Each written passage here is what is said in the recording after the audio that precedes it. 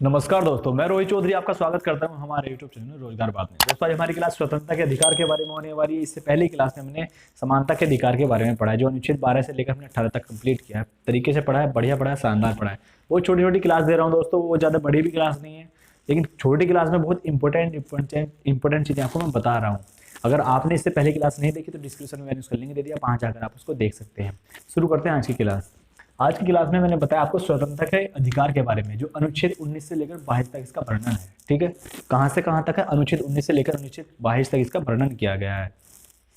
समझते सबसे पहले 19 के बारे में। अनुच्छेद 19 में क्या बताया गया है? अनुच्छेद 19 में बताया गया है, अनुच्छेद 19 के 6 पार्ट। अनुच्छेद 19 के जो पार्ट, अनुच्छेद 19 जो है 6 भागों में बटा हुआ है। अनुच्छेद 19 के 6 भाग हैं, वे कौन कौन से हैं?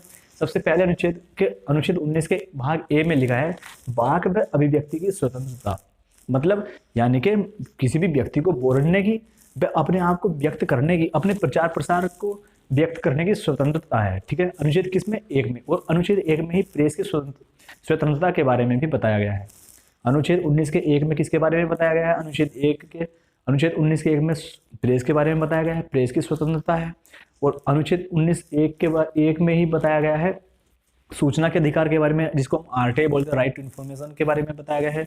और उसके बाद आपको व्यापार वगैरह में, जो व्यवसाय वगैरह में जो प्रचार प्रसार के लिए जो वगैरह काम किए जाते हैं उसके बारे में किसमें बताया गया है? व्यापार करने के लिए भी अनुच्छेद 19 के पार्ट ए में बताया गया है। क्लियर? कोई दिक्कत? अनुच्छेद 19 का क्लियर। उसके बाद बात चलती है अनुच्छेद 19 के बी में।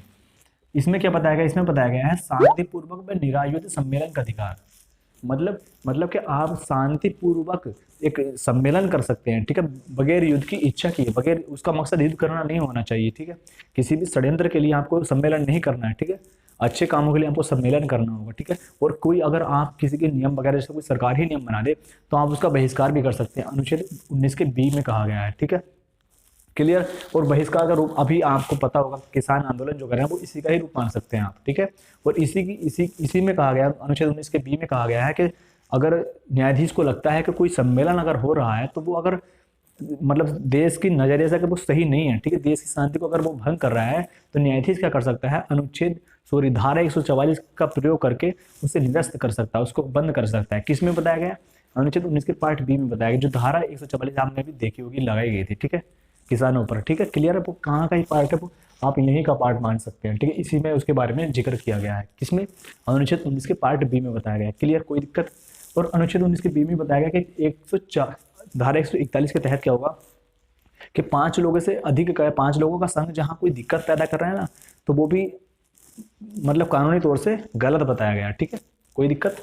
अनुच्छेद 141 में धारा 141 में क्या बताया गया? 5 लोगों का संघ जो है वो वैधानिक रूप से यानी कानूनी रूप से अगर गलत है तो उसको मतलब कोई दिक्कत पहुंचा रहा है तो उसको गलत बताया गया है। क्लियर? कोई दिक्कत? उसके बाद चलते हैं हम 19 के पार्ट सी में। इसमें क्या बताया गया? इसमें संघ के बारे में बताया गया है। संघ के बारे में क्या आप कोई भी दल पार्टी वगैरह बना सकते हैं। ठीक है, कोई भी संघ बना सकते हैं हम। किसमें बताया गया? अनुच्छेद 19 के पार्ट सी में बताया गया। ठीक है, लेकिन उस संघ का जो मकसद है वो देश को ठेस पहुंचाना नहीं, देश की शांति को भंग करना नहीं होना चाहिए। ठीक है, क्लियर है? अनुच्छेद 19 के सी में क्या बताया गया? संघ के बारे में बताया गया है। उसके बाद बात चलती है हमारी अनुच्छेद 19 के पार्ट डी में। इसमें क्या बताया गया है? इसमें बताया गया है कि भारत के राज्य क्षेत्र के किसी भी भाग में भ्रमण करने का अधिकार है। आप भारत के किसी भी राज्य में, किसी भी क्षेत्र में व्यापार आप भ्रमण कर सकते हैं, घूम सकते हैं, आपको कोई रोक टोक नहीं होगी। और अगर आपको कोई मतलब कहीं घूमने के लिए कोई अगर रोकता है तो आप क्या कर सकते हैं? अनुच्छेद 32 का प्रयोग करके सीधे सुप्रीम कोर्ट जा सकते हैं। क्लियर? कोई दिक्कत? उसके बाद बात चलती है हमारी अनुच्छेद 19 के पार्ट ई में। इसमें क्या बताया गया? इसमें बताया गया कि भारत के किसी भी राज्य क्षेत्र में भ्रमण करने और बस जाने का अधिकार है। व्यक्ति को क्या है, नागरिकों को किसी भी राज्य क्षेत्र में घूम सकते हैं और क्या कर सकते हैं, हम वहां बस भी सकते हैं जहां हमको अच्छा माहौल लग रहा है। ठीक है, अब ऐसा नहीं है हर जगह तो हमारा जाना अलाउड, जैसे डीआरडीओ इसरो वगैरह में हम थोड़ी जा सकते हैं। कुछ चीजें हैं, कुछ क्षेत्र हैं जहां हमारा जाना मना है। ठीक है, और बसने के लिए क्या, बसने से पहले अभी क्या होता था, जब 5 अगस्त 2019 से पहले क्या था, हम जम्मू कश्मीर में नहीं बस सकते थे। ठीक है, आप जम्मू कश्मीर में नहीं बस सकते थे। वहां तो 370 हटने के बाद था, अनुच्छेद 370 हटने के बाद क्या हुआ, धारा 370 हटने के बाद क्या होता है, वहां आप बस सकते हैं। ठीक है, वहां पे जब आपका 370 हटा दिया जाता है, अनुच्छेद 370 के तहत हटने के बाद आपको वहां बसने की स्वतंत्रता मिल गई है, ठीक है। आप वहाँ बस सकते हैं, जमीन वगैरह खरीद सकते हैं, कोई दिक्कत वाली बात नहीं है, ठीक है। कब? 5 अगस्त 2019 से 19 के बाद से, ठीक है। उसके बाद बात चलती है अनुच्छेद 19 के पार्ट एफ। पार्ट 6 में क्या बताया गया? पार्ट 6 में बताया गया कि भारत के किसी भी राज्य क्षेत्र में व्यापार का अधिकार, आप भारत के किसी भी राज्य क्षेत्र में से व्यापार कर सकते हैं, ठीक है। आपको कोई रोक टोक नहीं है, ठीक है। किसमें बताया गया? एफ में बताया गया। ये आ जाते हैं तो इनको शॉर्ट ट्रिक से अगर मैं आपको बताऊं थोड़ी ध्यान दीजिए। यहाँ क्या बताया गया? बोलने का अभिव्यक्ति, बोलने में अभिव्यक्ति के बारे में बताया गया, ठीक है। यानी कि कोई भी व्यक्ति क्या करेगा? सबसे पहले तो बोलना चाहेगा, बोलेगा, है ना। कोई व्यक्ति जब व्यक्ति बोल रहा है, बातें कर रहा है, अपनी बातों का प्रचार प्रसार कर रहा है, उसके बाद क्या करेगा? उसके बाद भैया वो एक सम्मेलन में हिस्सा लेगा, ठीक है। सम्मेलन में हिस्सा लेगा, ठीक है।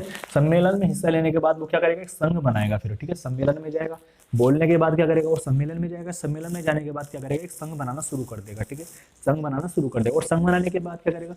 संघ बनाने के बाद क्या करेगा? वो घूमना शुरू कर देगा, ठीक है। जगह जगह घूमना शुरू कर देगा, स्टेट में, ठीक है। क्या करेगा? वो राज्य क्षेत्रों में क्या कर देगा? घूमना शुरू कर देगा, ठीक है। घूमना शुरू कर दिया, और जब उसको घूमना शुरू कर देगा तो कहीं रुकना भी पड़ेगा ना उसको। तो रुकने के लिए क्या करेगा? वो बस जाने के लिए क्या करेगा? कहीं बस जाएगा, ठीक है। घूमने के बाद क्या करेगा? वो कहीं बस जाएगा। बस जाएगा कहाँ? ई में, ठीक है। पार्ट 5 में आ गए हम।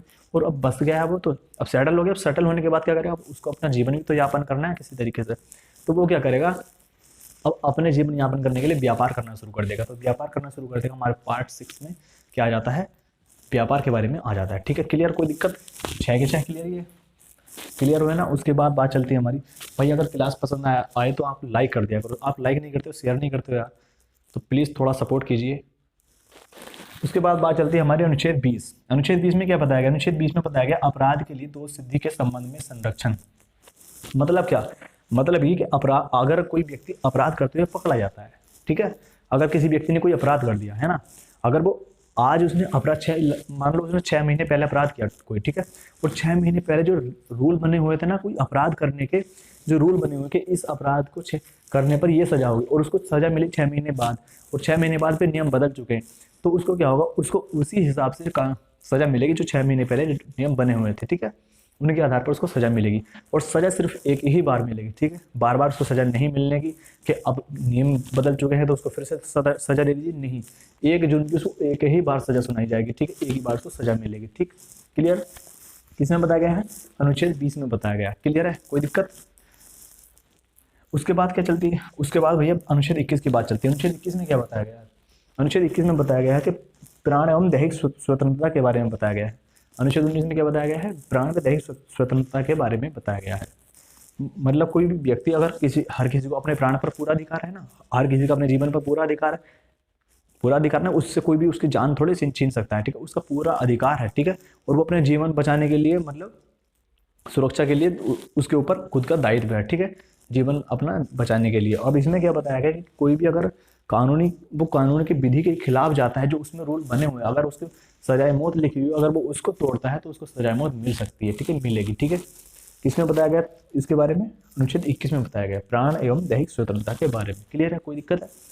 अब हुआ क्या था? सबसे पहले 1950 में क्या गया था? 1950 में सुप्रीम कोर्ट ने क्या कहा? सुप्रीम कोर्ट ने जो ये प्राण एवं दैहिक स्वतंत्रता का अधिकार था ना, इसको क्या कहा? इसको कानूनी अधिकार, मतलब इसको कानूनी अधिकार का दर्जा दे दिया कि कानूनी अधिकार है, ठीक है। कानूनी अधिकार की श्रेणी में रख दिया गया था, ठीक है। लेकिन फिर क्या होता? 1978 में सुप्रीम कोर्ट ने इसको क्या कर दिया? इसको एक न्यायिक अधिकार बता दिया, ठीक है, कि न्यायिक अधिकार ही रहने दीजिए, कानूनी अधिकार नहीं रहेगा, ठीक है। क्लियर है? कोई दिक्कत?